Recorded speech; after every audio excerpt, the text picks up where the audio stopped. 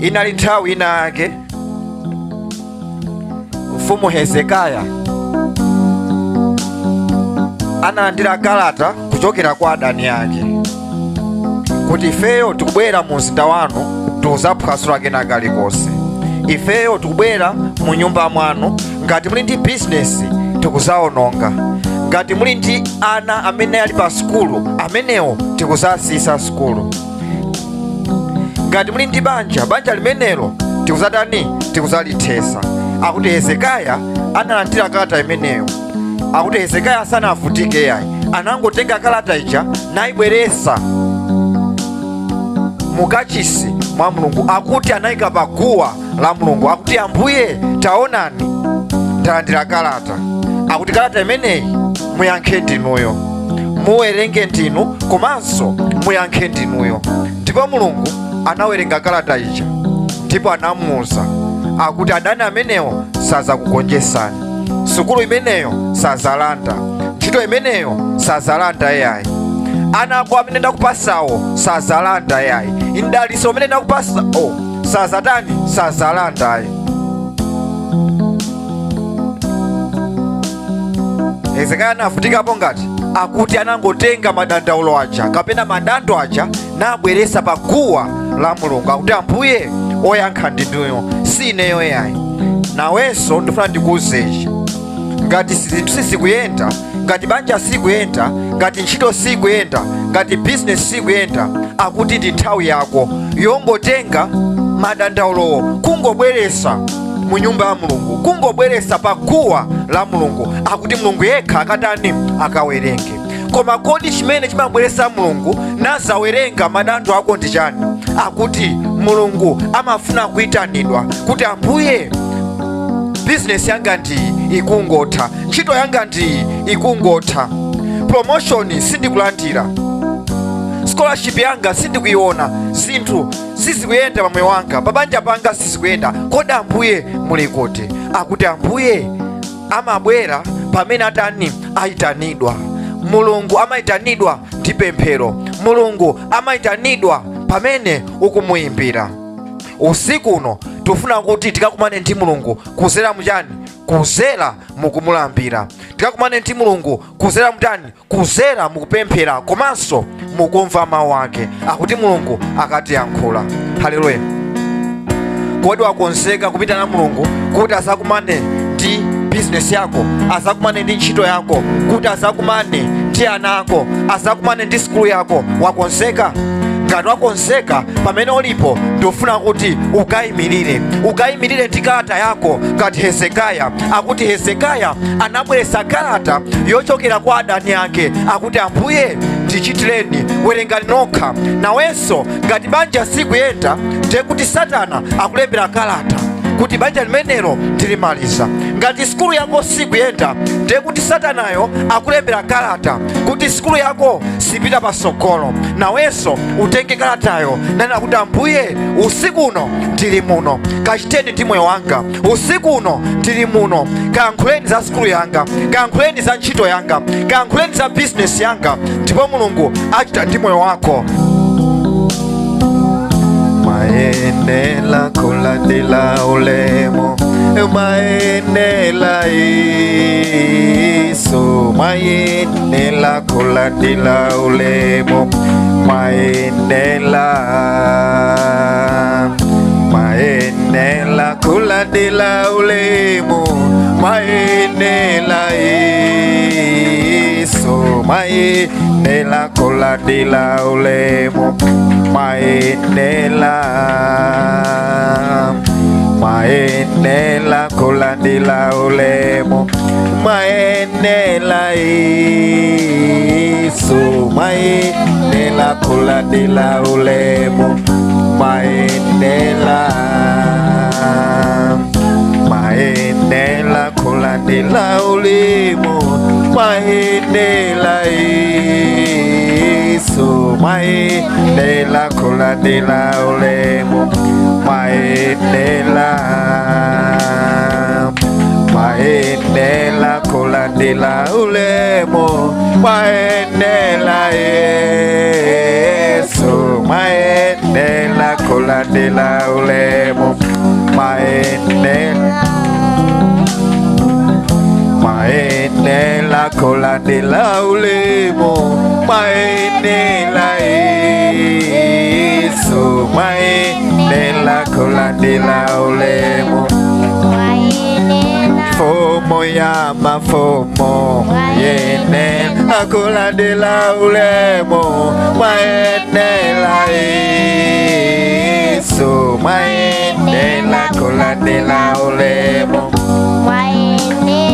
fomo machilisa maenela kulandila ulemu maenela Yesu maenela kulandila ulemu maenela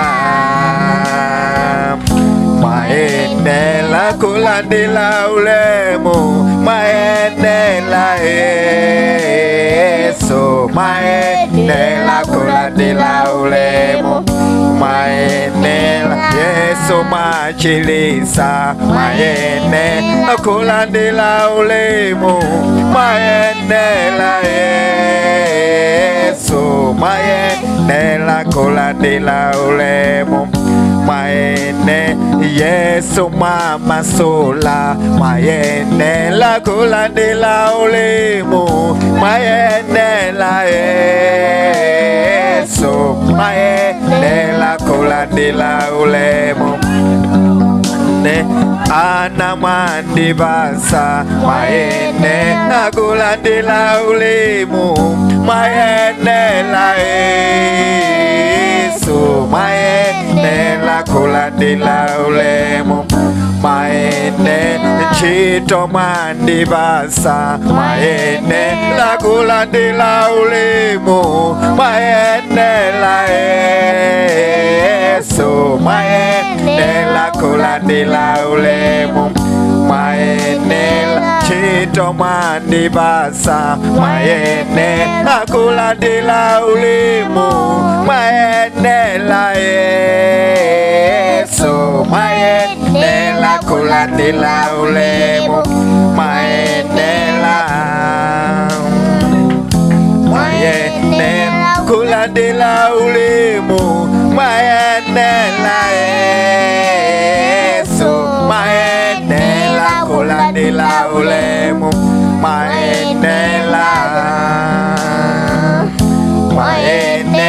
kulandila ulemu maenela Yesu maenela kulandila ulemu maene skulu mandibasa maenela kulandila ulemu maenela Yesu maenela kulandila ulemu maenela matamato maenela matamato maenela matamato maenela matamato manakosa maenela matamato maenela matamato o masola maenela matamato maenela matamato o chilisa maenela matamato maenela matamato o masola maenela matamato maenela matamato manakosa maenela matamato maenela matamato mwini banja maenela matamato maenela matamato mwini skulu maenela matamato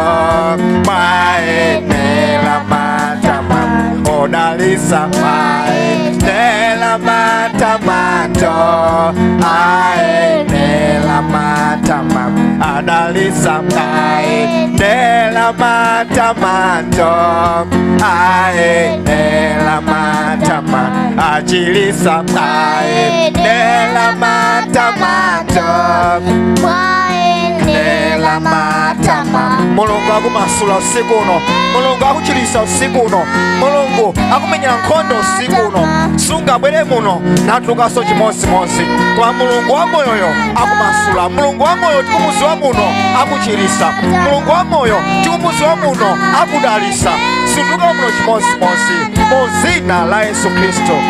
Inu munali ndipo muli ndipo muzakhala kunthawi zosatha tinu wankulu Yesu. Inu munali ndipo muzakhala kunthawi zosatha tinu wankulu Yesu. Tinu woyankha, tinu woyankha, tinu woyankha, tinu woyankha Yesu. Tinu woyankha, tinu woyankha, tinu woyankha, tinu woyankha Yesu. Poti munali ndipo muli ndipo muzakhala kunthawi zosatha tinu woyankha Yesu. Poti munali ndipo muli ndipo muzakhala kunthawi zosatha tinu woyankha Yesu. Tinu wamphamvu, tinu wamphamvu, tinu wamphamvu, tinu wamphamvu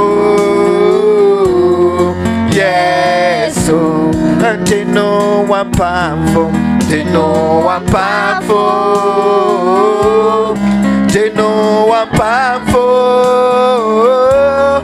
tinu wamphamvu Yesu. Poti munali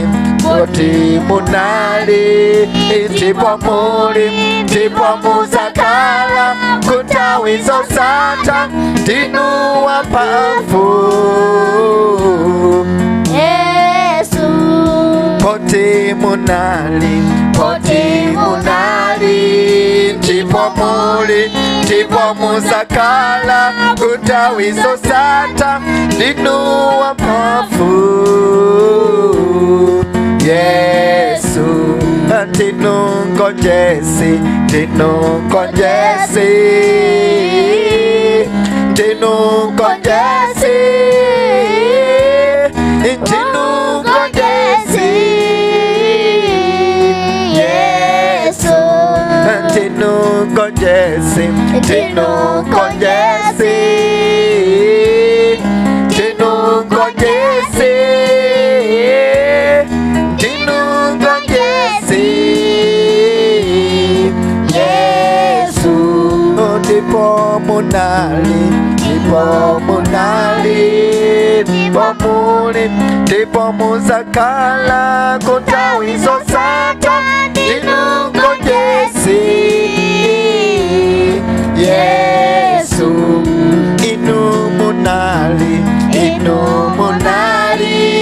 ndipo muli ndipo muzakhala kunthawi zosatha tinu ngonjesi Yesu. Tikamawerenga mawu pa Yohane chapter 4 verse 50 akuti Ambuye Yesu analandira msogoleri wina wake, akuti wachikulire wina wake, akuti anafika kwa Ambuye Yesu akuti mwana wanga adwala, mwana wanga akudwala, akufa, Ambuye muthandizeni, Ambuye muchiriseni.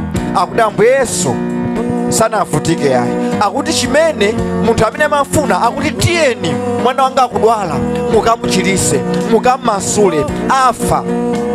Akuti Ambuye Yesu anayankhula mawu akuti pita, mwana wako ndi wamoyo. Haleluya. Akuti pita, mwana wako ndi wamoyo. Akuti anangoyankhula mawu omwewo, pita, mwana wako ndi wamoyo. Akuti nkuluja anamba kubwerera, atakafika kuja akuti anakumana ndi anthu pa njira, akuti mwana ujatu ali bwinobwino, anafunsafunso akuti kodi zachitika bwanji, apeza bwino nthawi yanji. Akuti anamuyankha akuti nthawi yakuti yakuti. Akuti Ambuye, akuti munthu uja anazindikira akuti nthawi imeneyi ndi ndendende nthawi imene Ambuye Yesu amayankhula kuti pita, mwana wako ndi wamoyo. Haleluya. Ndofuna ndikuuzechi, sindikuziwa kuti kodi business yako waisiya bwanji, sindikuziwa kuti sikulu yako ili bwanji, sindikuziwa kuti banja lako lili bwanji, kaya ntchito yako ili bwanji. Mwina ukulira ukudandaula, ntchito yanga ili pafupi kutha. Mwina ukudandaula, business yanga ili pafupi kutha. Mwina ukudandaula, banja langa lasapang'ono kutha. Mwina ukudandaula, ana anga akungodwaladwala. Ndofuna ndikuuzechi, ndi mphamvu imene Ambuye Yesu anapereka kwa mwana uja kuti achirisidwe, ndi mawu omwewo nanenso ndikuyankhula kwa iwe kuti business yako ili bwino, zipita. Ndikuyankhulanso ndiwe kuti pita, banja lako ndi labwino. Ndikuyankhulanso ndiwe kuti pita, sukulu yako ndi yabwino. Ndi pamene ulipo ukangochilandira kuti Ambuye ndamva mawu anu, business yanga ili bwino, ndikuthokozani. Haleluya. Pamene ulipo yamba ukapemphera kuti Ambuye ndaziwa, ndamva lero kuti business yanga ili bwino, ndamva lero kuti ntchito yanga ili bwino, ndamva ine kuti ana anga ali bwino, ndamva kuti business yanga ili bwino. Pamene ulipo pemphera zako zili bwino, sizilinso chimozimozi yayi. Business ija umayidandaula ija, ndifuna ndikuuze chipita, business yako ndi yabwinobwino. Kodi ndi chani? Ndi ntchito. Ndikuuza iwe usiku uno kuti pita, ntchito yako ndi yabwinobwino, ntchito yako singathe yayi. Kodi umafuna ntchitoyo? Ndifuna ndikuuze pita, ntchitoyo yapezeka, ntchitoyo ndi yamoyo.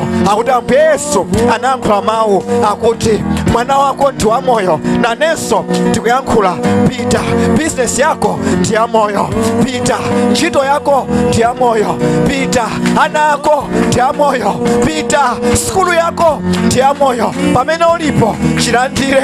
Mphamvu ya Mulungu ikuyenda pa business yako, mphamvu ya Mulungu ikuyenda pa ntchito yako, mphamvu ya Mulungu ikuyenda pa banja lako, mphamvu ya Mulungu ikuyenda pa business yako. Business iyo ndi yamoyo, ntchitoyo ndi yamoyo, anawo ndi yamoyo. Palibe komwe kakavutenso yayi, zako zilandira moyo. Pemphera. Iweyo usiku uno ukupeza moyo, ntchito yako ikupeza moyo, ana ako akupeza moyo, banjalo likupeza moyo. Pamene panali scholarship yako ikupeza moyo, pamene panali business yako, kati ntchito, kati promotion yako, landira moyo mu dzina la Yesu Khristu. Kamene kamoneka kuti kameneka kakufa kakutha, ndikukapasa moyo usiku uno mu dzina la Yesu Khristu. Landira moyo pa scholarship yako, landira moyo pa business yako, landira moyo pa ntchito yako, landira moyo pa skulu yako mu dzina la Yesu Khristu. Pemphera. Muli angelo muno opereka moyo, muli angelo moyo opereka moyo wa business yako, muli angelo muno opereka moyo wa ntchito yako, muli angelo muno opereka moyo wa banja lako, muli angelo muno opereka moyo wa ntchito yako, moyo wa promotion yako. tangopemphera tangonena kuti Ambuye ine business yanga imafa komano ndi mawu anu ndamva business yanga ndi ya moyo. Akuti Simon Peter anayankhula akuti neyo ndatatira usiku onsewu osagwirapo nsomba koma mwanena kuti ponya mwakuya. Akuti mtima wanu ndipanga zomwezo, mtima wanu ndiponya mwakuya. Ndifuna ndikuusechi Mulunguso usiku uno akukuusa akuti skuluyo ndi ya moyo, wina asakubwezere mpuyo. Akuti ntchitoyo ndi ya moyo, wina asakubwezere mpuyo. Ukanenese kuti Baba ndamva mawu anu, ndi mawu anu zanga zibwino, ndi mawu anu ntchito yanga ili bwino, ndi mawu anu banja langa ndi la moyo. Ndofuna ndikuusechi sutuka muno chimozimozi chomwe chinafa chikulandira moyo mu zina la Yesu Kristo. Chomwe chinafa chikulandira moyo mu zina la Yesu Kristo. Kodi ndi business, kodi ndi ntchito, kodi ndi banja, ngati linafa landira moyo mu zina la Yesu Kristo. Landira moyo mu zina la Yesu Kristo. Pepera, pepera, pepera, pepera, pepera. Landira moyo wa Yesu Kristo. Banja lako lilandire moyo, ntchito yako ilandire moyo mu zina la Yesu Kristo. Udandaula chani, kodi ndi business, kodi ndi ntchito, kodi ndi banja, landira moyo mu zina la Yesu Kristo. Akuti Yesu anayankhula akuti mwana wako ndi wa moyo. Akuti pompo pompo mwana uja anachiritsidwa.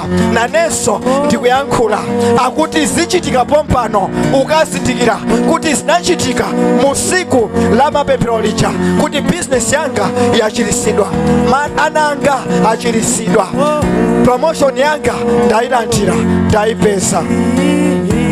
Pempera, pempera, pempera, pempera. Thank you Father, thank you Jesus, thank you Holy Spirit. Ambuye business yanga loera nipo, ntchito yanga loera nipo. Akuti mfumu Hezekiya atalandira kalata kuchokera kwa Satana kuti ifeyo timaliza kena kalikose uli nako. Akuti Hezekiya sanavutike, anangotenga kalata ija nayika pa guwa la Mulungu. Akuti Ambuye ndalandira kalata kuti ntchito yanga ili pavuto, ndalandira kalata kuchoka kwa Satana njerekezi kuti business yanga, banja langa, ana anga ali pa moto. Baba ineyo ndilibe choyankhula yankhulani nokha, ndilibe maso oti ndiwerengere kalata iyi, werengani nokha. Akuti Mulungu anawerenga kalata ndipo anamuwuza akuti nkhondo iyi ndagonjetsa kale, nkhondo iyi ndi yanga, ndimenya ndekha, nawenso ndi vuto lanji. Akuti vuto limenelo liyike pa guwa la Mulungu, vuto limenelo liyike pa guwa la Mulungu, ndipo Mulungu akuchita nalo. Ndi business, akuti Mulungu business yako akuyendesa usiku uno. Kodi ndi banja, akuti banja limenelo liyendaso bwino. Ndikuyika moyo pa banja lako, ndikuyika moyo pa business yako, ndikuyika moyo pa ntchito yako, ndikuyika moyo pa ana ako, ndikuyika moyo pa scholarship yako, ndikuyika moyo pa promotion yako, ndikuyika moyo pa contract yako. Akuti palibe chimene chafa, akuti business yako ndi ya moyo. Ambuye Yesu akuyankhula akuti usadandaule, ntchito yako ndi ya moyo, usavutike. Kaya zavuta mtundu wanji osavutika yayi, ndikunenesa sukulu yako ndi ya moyo, usavutike. Landira moyo wa sukulu yako, landira moyo wa ntchito yako, landira moyo wa promotion yako mu zina la Yesu Kristo. Thank you Father, thank you Jesus, thank you Holy Spirit.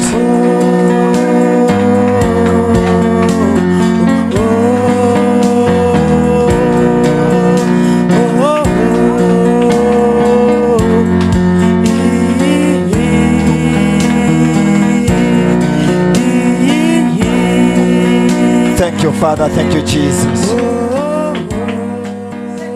Tavesera pang'ono upezeko somphamvu inake kuzera mawu. Akuti nthawi inake Ambuye Yesu amatani, akuti amaenda anafika malo enake akuti pa chisime cha Bethsaida. Tikamawerenga Yohani chapter 5, Yohani chapter 5 verse 6 kamasika, akuti anafika pa chisime cha Bethsaida. Akuti pa chisimepo chimachitika ndi chani? akuti ngelo ankasika pa nthawi ina ake, akuti ngelo akasika amakatakasa madzi pa chisime paja, akuti munthu woyamba kujowera madzi muja akuti amachiritsidwa, amamasulidwa, amalandira ntchito, kutanthauza kuti kena kalikonse kamene amafuna amakalandira.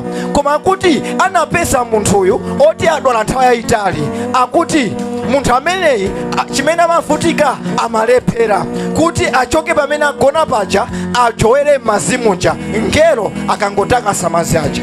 Akuti ngelo akatakasa mapeza kuti wina ajoweramo iyeyo asanajoweremo.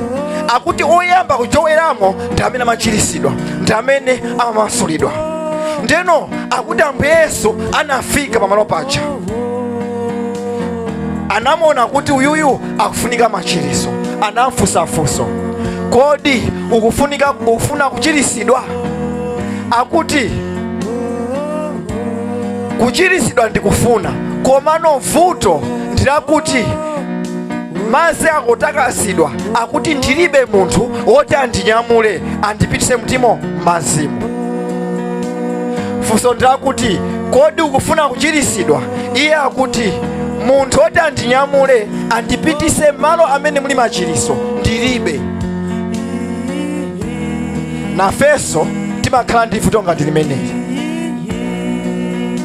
Kodi ukufuna kupita ku skulu? Yankho ndi eya, ndikufuna kupita ku skulu, koma timayambako iyayi ndikufuna kupita ku skulu, koma no munthu atandipasa school fees sindikumuona. Funso ndilakuti kodi ukufuna kupita ku skulu? Ukanena kuti ndiye kuti Ambuye Yesu apereka skulu pamodzi ndi chaniso ndi school fees. Akuti usamuuze chochita Mulungu, ayi ungoyankha chimene ukufuna. Kodi ukufuna business?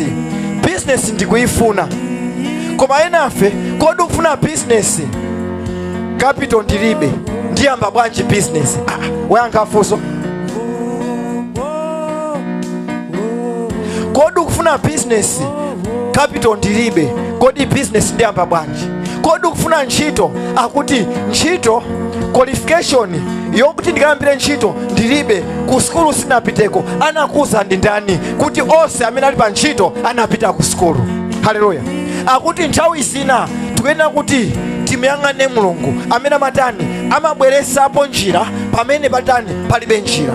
Akuti si onse amene ali ku skulu amene ali ndi fees, si onse amene ali pa ntchito amene anakhoza mayeso, si onse amene akusangalala amene alandira ndalama. Hayi, akuti iweyo ungonena Ambuye ichichi ndikuchifuna, usaone za qualification ayi. Akuti Mulunguyo ayikapo qualification yekha. Haleluya. Osayikapo zofunikira yayi.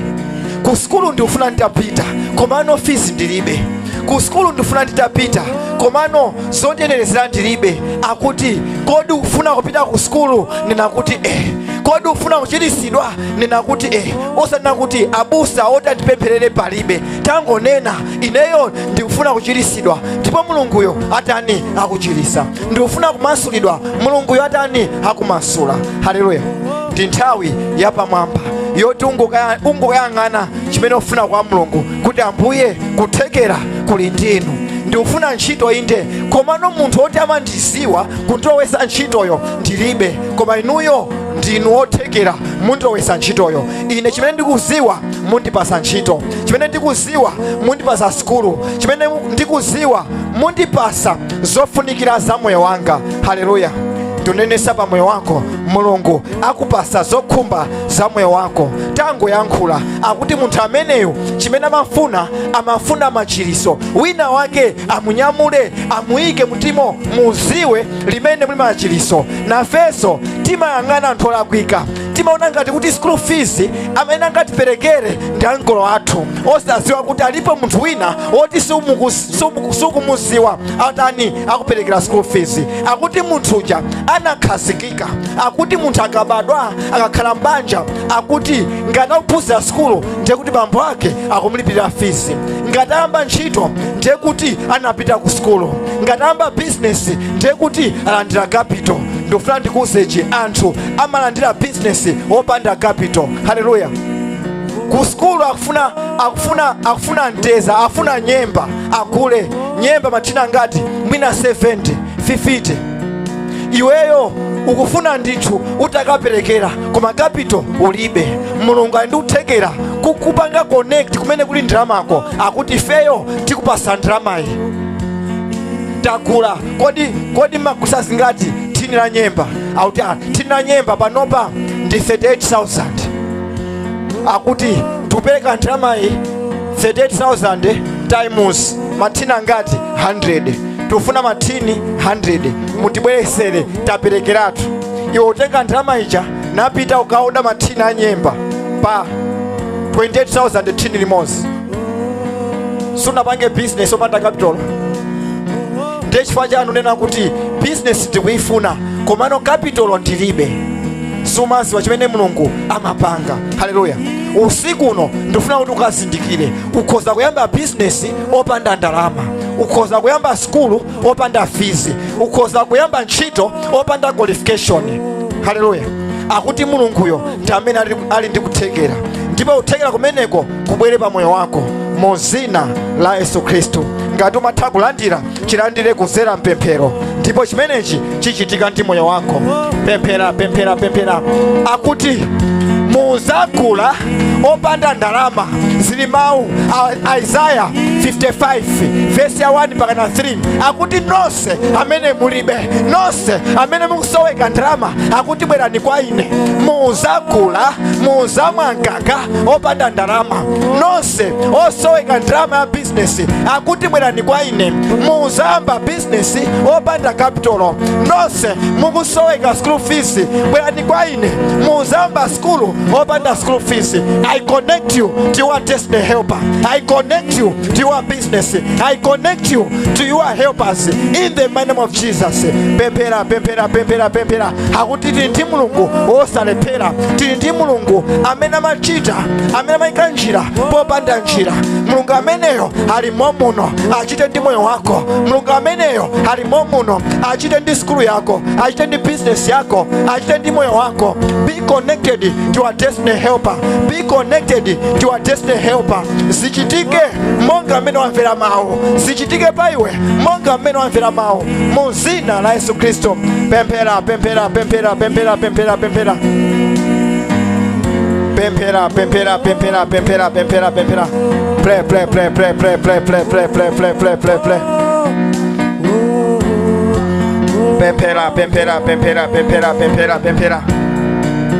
Zichitike monga amene wamvera mawu.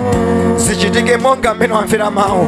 Akuti nonse mulibe business, nonse mulibe ndalama business, bwerani kwa ine. Muzamba business opanda ndalama. Zimenezi zimachitika. Business simafuna capital yayi.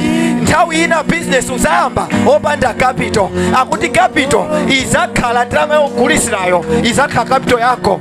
Ukapereka zinthu, ukatenga ndalama usanaode yayi, ukatengera ndalama usanaode yayi. Akuti zimenezo Mulungu akuchitira mu dzina la Yesu Khristu. Tuwerenga Acts chapter 16 verse 30. Machitidwe atumwi chapter 16 verse 30.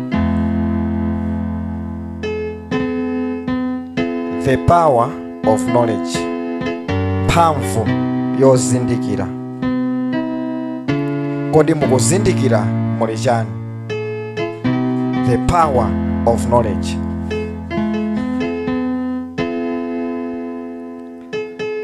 Machitidwe atumwi chapter 16 verse 30 ndikuwerenga. Akuti sono adawatulusira kunja nawafunsa kuti, mabwana, kodi ndichite chiyani kuti ndipulumuke?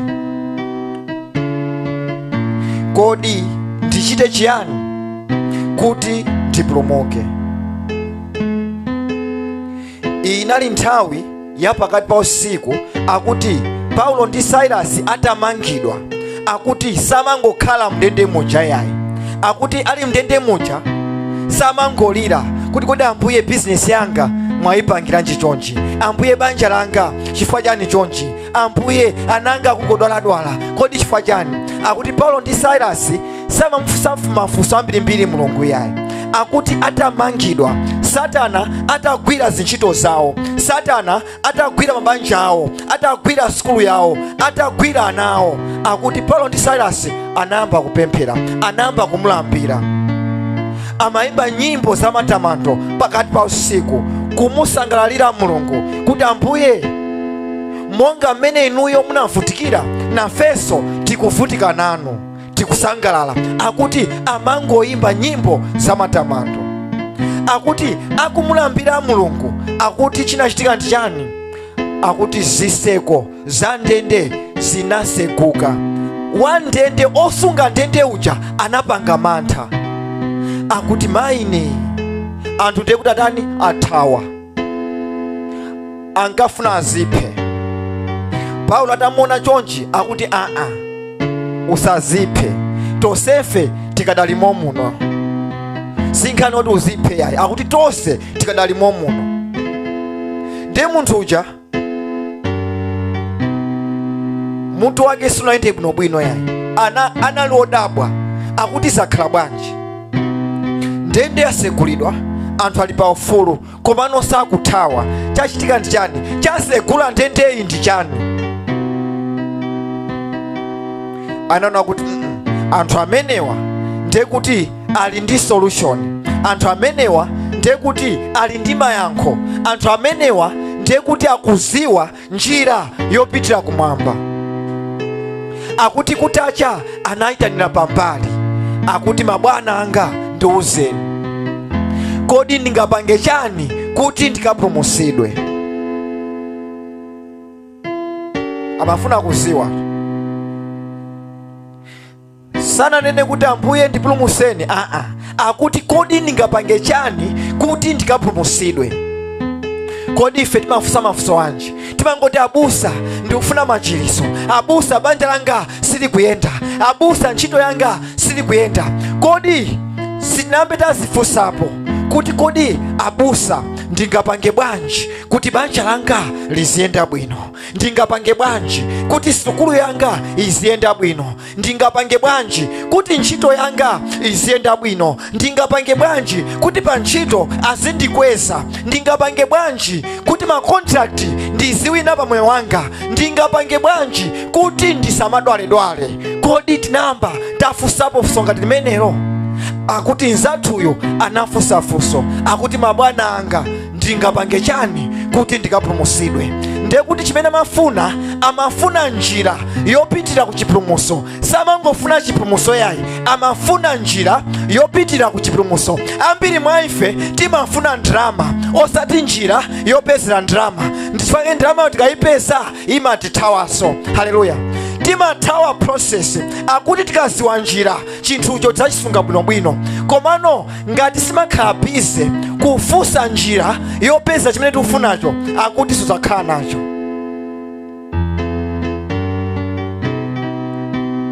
Akuti ngati ufuna kuti zako zikuyendere, usayambe kusakasaka chinthu chimene ukufunacho yayi, uyambe kusakasaka njira yopezera chinthu chimenecho. Akuti pamenepo ukasakasaka knowledge, ukasakasaka kuzindikira, akuti chinthu chija chikabwera uzakwanisa kuchisungirira. Ambiri mwa ife sizikuyenda chifukwa chani? Tilibe knowledge yosungira ndalitso imene tikufunawo. Tikufuna ndalama, komano njira yopezera ndalamayo sitikuyiziwa.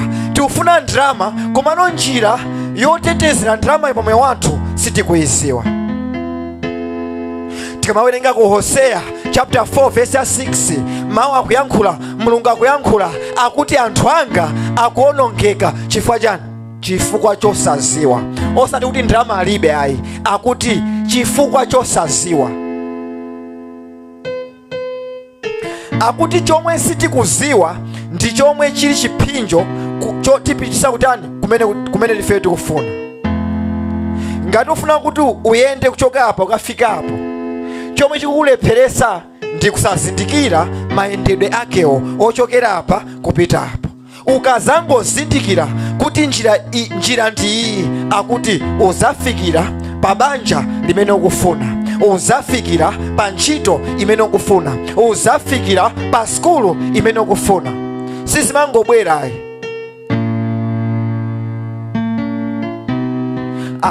Tikhala ndi mayeso, ndifuna abusa mundipempherere kuti ndikhoze mayeso. Bwanji sunabwere kwa abusa kuti abusa ndayamba skulu, ndingapange bwanji kuti pa skulu imeneyi ndizakhoze mayeso?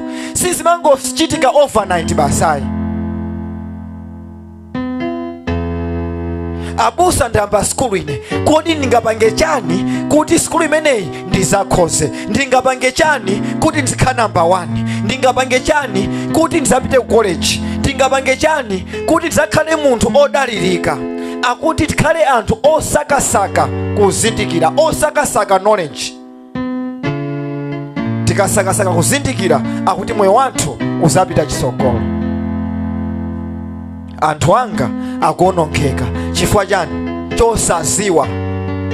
Sakuziwa chomwe chingateteze banja lawo, sakuziwa chomwe chingabwerese ntchito pa moyo wawo, sakuziwa chomwe chingabwerese ndalama pa moyo wawo, chomwe chingabwerese promotion pa moyo wawo. Kodi ndingapange chani kuti ndikwezedwe? Kodi ndingapange chani kuti nthenda isabwere pa moyo wanga? Abusa ndadwala, ndifuna ndichirisidwe. Wachirisidwa. Koma kodi osafusa kufusa kuti kodi ndingapange chani kuti sazadwaleso? Akuti fuso limenelo ndi limene ambiri mwa ife limapangisa kuti zathu zisapite chisogolo.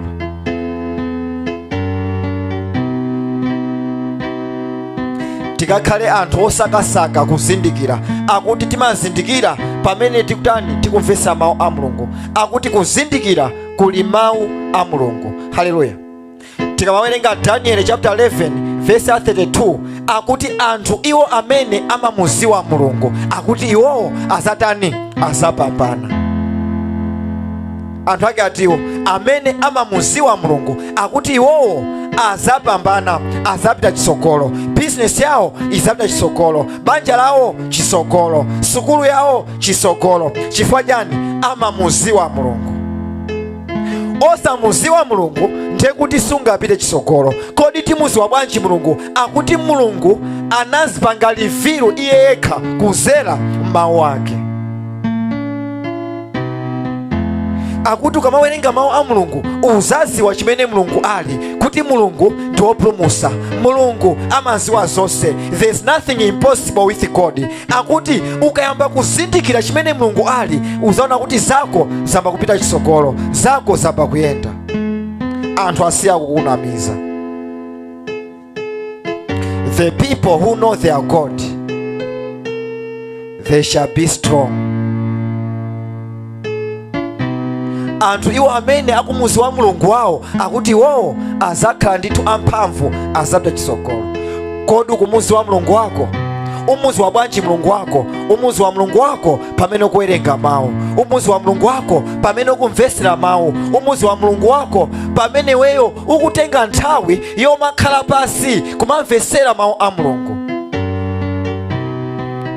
Tisapite kutchalichi ngati kuchipatala kuti ineyo ndikachirisidwe, ineyo ndikapasidwe ndalama yanga imene ndikufuna, ineyo ndikalandire machiriso. Akuti uzipita kutchalichi ngati ku skulu.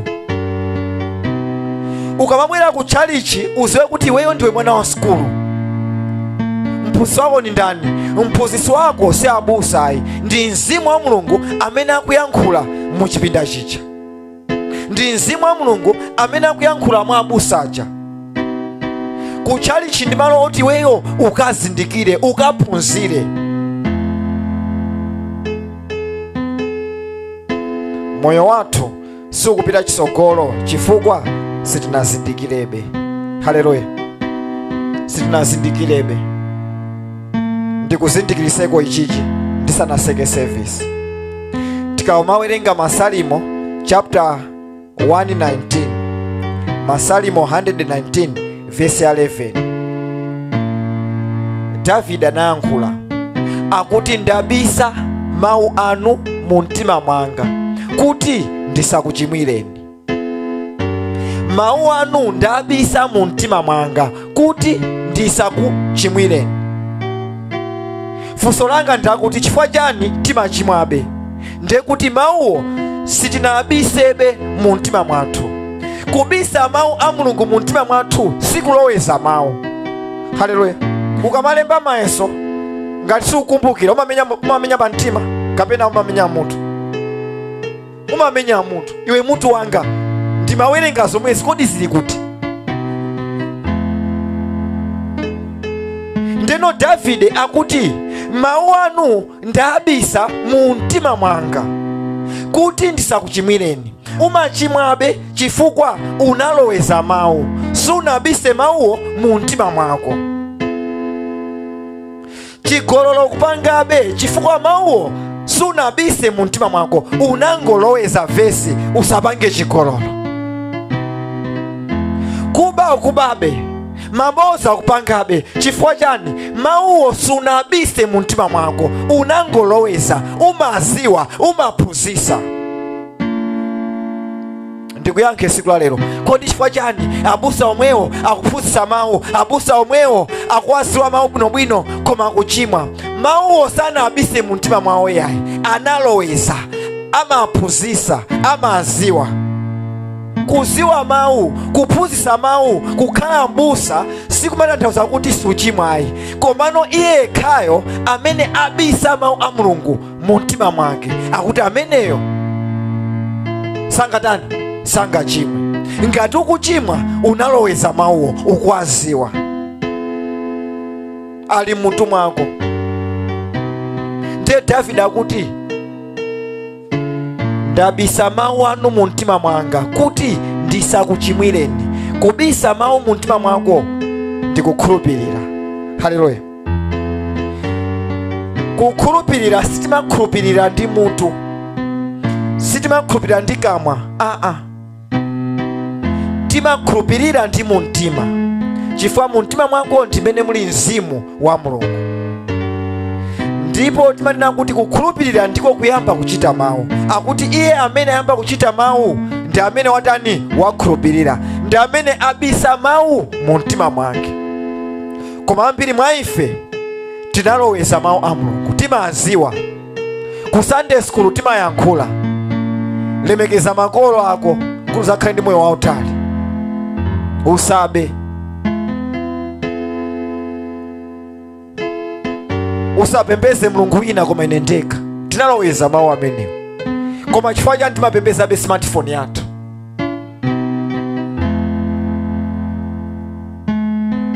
Chifukwa ngati sukhala ndi nthawi yoti ukawerenge mawu koma uli bize pa WhatsApp, uli bize kuonera mpira, ndiye kuti ukupembeza mpirawo. Ambiri timaona ngati kuti fano ndi pamene wasema china chake namba uchigwadira uchipempherera. Ayi,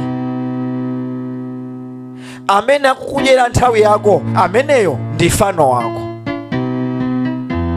Ngati siku lonseli umangokhalira mpira, siku lonseli umangokhalira kusewera, ndiye kuti kusewera kuja ndi fano lako limene walisema kuti inuyo ndikulambirani, nthawi yanga ndakupasani. Kungodya sima ndiye kuti uli pa phone, smartphone usiku wonse mpaka natulo osaziwaso kuti phone ndayiponya kuti, ndiye kuti phoniyo yasanduka womulambira. Ena afe timaona ngati kuti message amawu amaziwa kale, message awo ndi abusa, ndi aprofeti, ndi akuchimwiranji. Ukangoziwiratu kuti amenewo sanabise mawu muja mu mtima, anabisa kutiko mutu, analoweza vesi yakuiziwa. Kuiziwa vesi sizimatanthauza kuti weyo wawina yayi. Tuwerenge vesi lomaliza, Mateyo 26 vesi ya 41. Mphamvu yozindikira. Ukazindikira china chake chimene wazindikiracho chimabwera ndi mphamvu pa moyo wako. Ukangozindikira mphamvu imabwera pa moyo wako. Ngati sunachizindikire ukusemphana ndi mphamvuyo. Mateyo 26 vesi ya 41. Ambuye Yesu amayankhula akuti pempherani kuti musata, kuti tchimo likamabwera lisatani, lisakugonjeseni. Ananena kuti pempherani kuti tchimo lisabwere? Ayi. temptation isabwere, mayesero asabwere. Ayi, mayesero amabwerabe. Palibe amene angathawe mayesero. Iweyo kungozuka kutuluka mnyumba mwako, mayeseroso ataniso azukaso.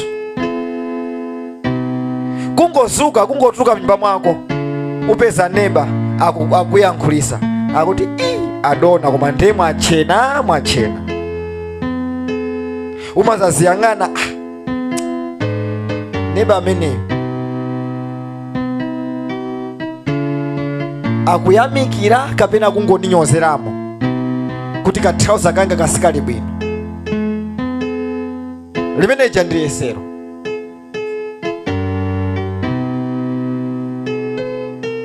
Limenelo ndi yesero. China chilichonse chomwe chingakupase ansala eya kapena ayi ndi yesero. Yesero imakhala ndi zinthu ziwiri. Ndeno kena kalikonse kamene kangakubweresere ansala ayi kapena ndi yesero limenelo.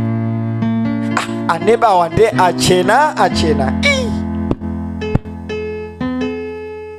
Iwe kuziyang'ana, kulowaso nyumba, kupita pamira, akungondinena chabe kapena ndachenani.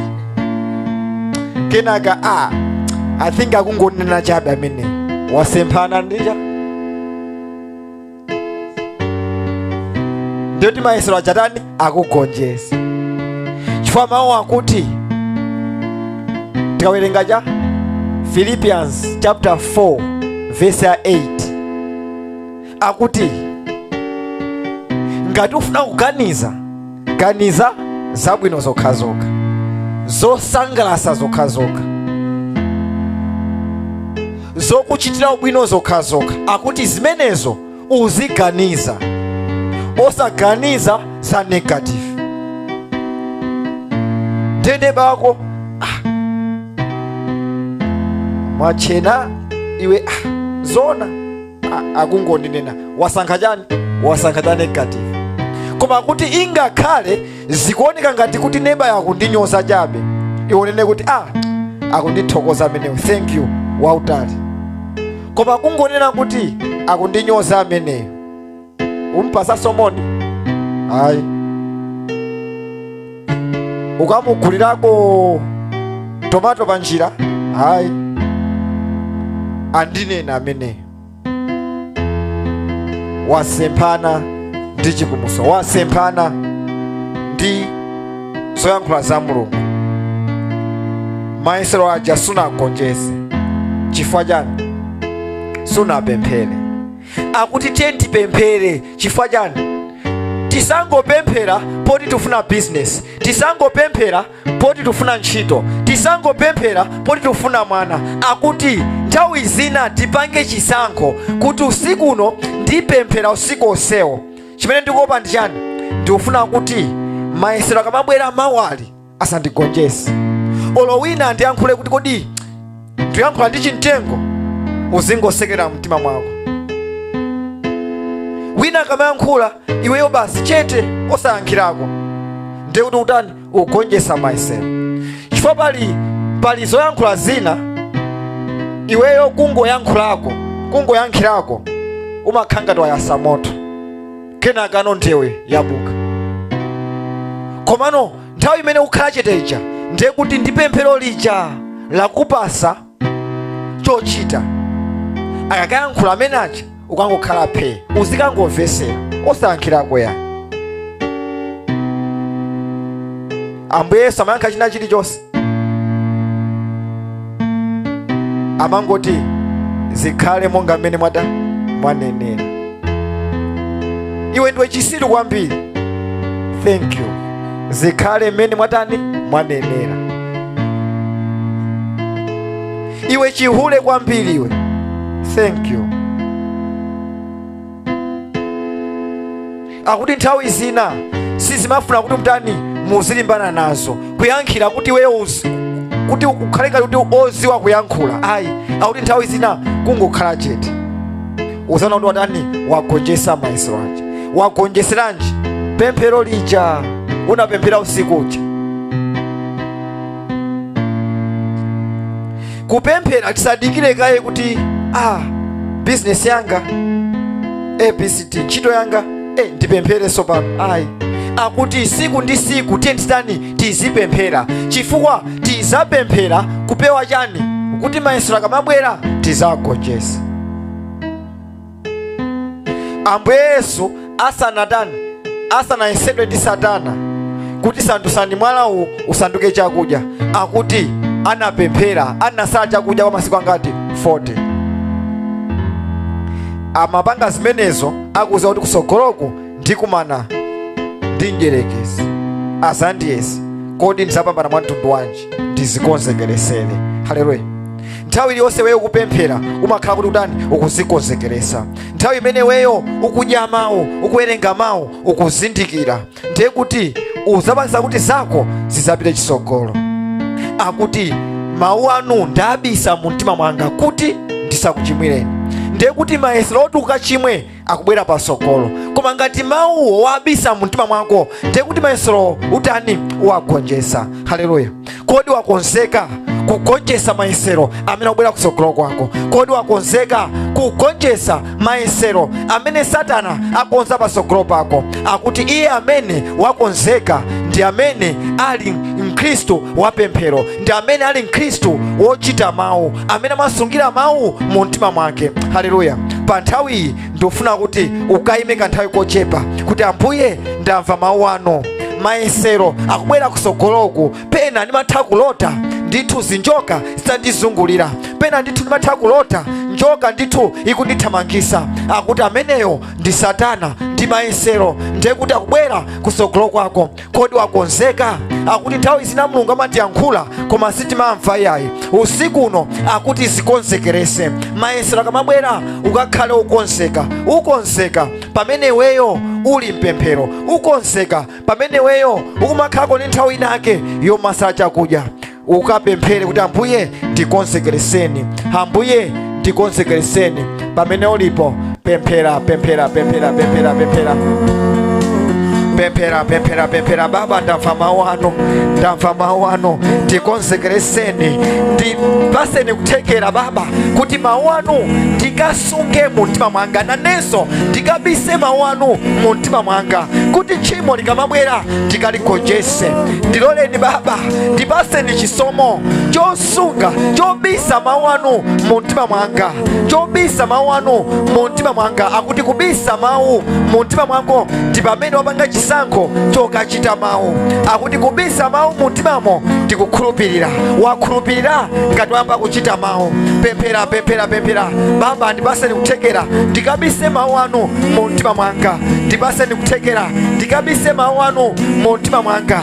Akuti khalani tcheru, pempherani kuti musagwe mayesero. Pemphera chisomo cha pemphero. Ambuye ndipaseni chisomo cha pemphero, nthawi zonse ndikapemphere, nthawi zonse ndikazikonzekerese. Mayesero akamabwera ndikathe kuwagonjesa, mayesero akamabwera ndikathe kuwagonjesa. Pemphera, pemphera, pemphera, pemphera, pemphera. Ndipo Mulungu akupase kuthekera kokabisa mawu ake mu mtima mwako. Mulungu akupase kuthekera kokupasa kuthekera kowerenga mawu ake, komvesera mawu ake, kosungira mawu ake mu mtima mwako. Ukabise mawu a Mulungu mu mtima mwako, kumeneko ndiye kuchita mawu. Onse amene akunziwa Mulungu wawo azapita chitsogolo. Umuzi wa Mulungu pamene weyo ukuwerenga mawu a Mulungu. Akuti Mulungu anazika poyera kuzera mawu ake, nawenso kawerenge mawu ake, kamvesere mawu ake kuti moyo wako upite chitsogolo. Akuti ku Hosea chapter 4 verse 6 akuti anthu anga akuonongeka chifukwa chosazindikira. Ndikufuna ndikuuze ichi, sikuti weyo ndrama ndimene ukusoweka iyayi, ukungosoweka kuzindikira kama pezedwa ndrama, ukusoweka kuzindikira mmene weyo ungapezere ndrama. Pemphera, pemphera. Ambuye ndipaseni mafunso abwino wa moyo wanga, ndipaseni mafunso abwino wa moyo wanga. Kodi banja langa lingapite bwanji pasogolo? Kodi business yanga ingapite bwanji pasogolo? Tikamawerenga Acts chapter 16 verse 30 akuti osunga maprisoners uja anafusafuso, ndipangenji kuti ndikapulumutsidwe? Ndipangenji kuti ndikapulumutsidwe? Nawenso kafunsefunso, kodi ndingapange chani kuti sukulu yanga ipite chitsogolo? Ndingapange chani kuti bizinesi yanga ipite chitsogolo? Ndingapange chani kuti banja langa lizikhala labwino losangalala? Akuti Mulungu akupasa kuthekera, ayika ndithu knowledge mkati mwako, akuzindikirisa kuti banja likayende bwino pakufunika izi, kuti bizinesi ikayende bwino pakufunika izi, kuti sukulu ikayende bwino pakufunika izi. Pemphera Mulungu ayike chizindikiro mwa iwe, ayike kuzindikira pa iweyo mu dzina la Yesu Kristo. Akuti ndingapange chani kuti ndipulumutsidwe? Ndingapange chani kuti ndipulumutsidwe? Nawenso ngakhale ndi mafunso abwino, ndingapange chani kuti pa ntchito ndizikwezedwa? Ndingapange chani kuti pa ntchito ndikhazikike, zanga ziziyenda? Pemphera Ambuye ikandikuzindikira pamoyo wanga. Ndingapange chani kuti sukulu yanga ikayende? Ndingapange chani kuti bizinesi yanga ikayende? Ndingapange chani kuti banja langa likayende? Play.